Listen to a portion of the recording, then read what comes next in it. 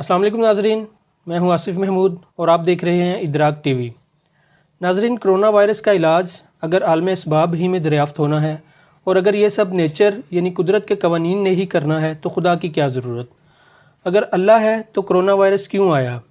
वो तो सरापा खैर है, तो फिर ये शर उसने क्यों पैदा किया कि इंसान परेशान फिर रहे हैं, करोड़ों लोग खौफ में बैठे हैं और खुदा को कोई परवाह नहीं।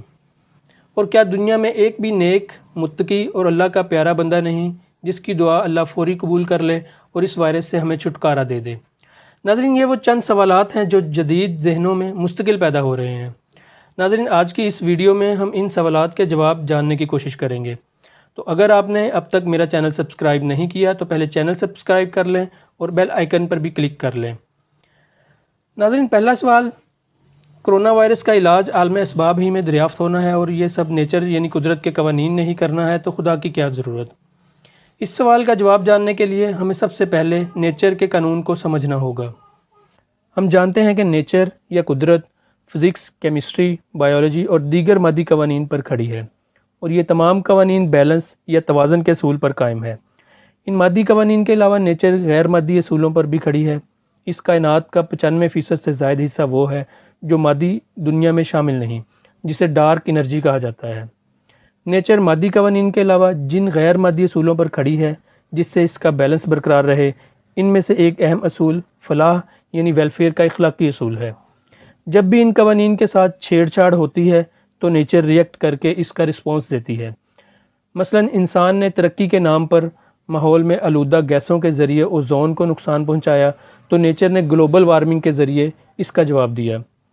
जब खुद गर्जी की बुनियाद पर दरख्तों का कत्लेआम किया गया तो हीट वेव ने घेर लिया। जब जंगलों को साफ़ कर दिया गया तो सैलाबों ने इंसानी बस्तियों का सफाया कर दिया। जब इंसानों ने गंदगी फैलाई तो वबाई अमराज के ज़रिए नेचर ने तंबीह की।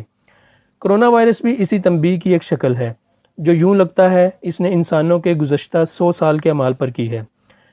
नाज़रीन, मज़हब का बुनियादी मुकदमा यही है कि हर शय का कोई खालिक है, तो नेचर, इसके कवानीन और इसके इतलाक़ सब का खालिक और चलाने वाला खुदा ही है। नाज़रीन, नेचर के तहत होने वाले तमाम कवानीन खुदा ही के बनाए हुए हैं और खुदा ही उन्हें बिलवास्ता या बराह रास्त कंट्रोल कर रहा है।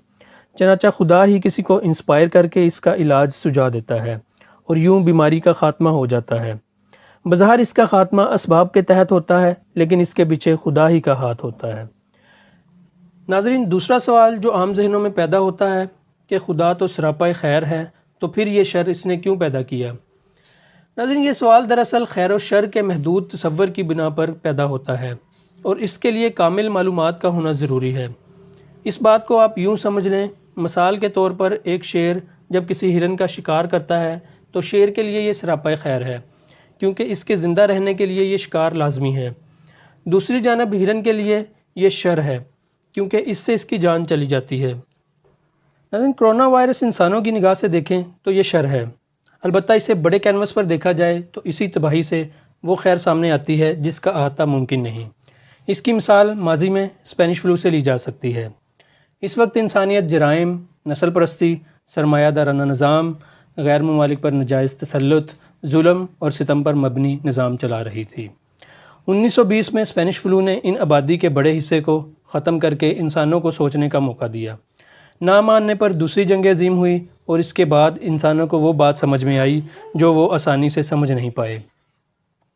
नतीजतन फलाह के बुनियादी असूल के तहत वर्ल्ड बैंक, UNO, WHO और IMF और यूनिसेफ जैसे इदारों का क़याम अमल में आया। नाज़रीन, आज के हालात भी कुछ मुख्तलिफ नहीं। गुज़श्ता 100 सालों में फलाह के बुनियादी असूल की इज्तिमाई और इनफरादी दोनों सतह पर खिलाफ वर्जी हुई। सियासत जुल्म सितम का दूसरा नाम बन गई।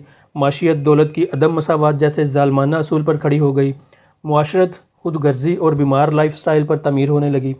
ठीक 100 साल के बाद आज नेचर ने यही रिएक्शन दिखाया है। अगर इंसान माशियत, मुआशरत, सियासत और दीगर ज़िंदगी के मैदान में जुल्म ख़त्म नहीं करते और फलाह को बुनियादी हैसियत से कायम नहीं करते तो तारीख़ एक मरतबा फिर ख़ुद को दोहरा सकती है।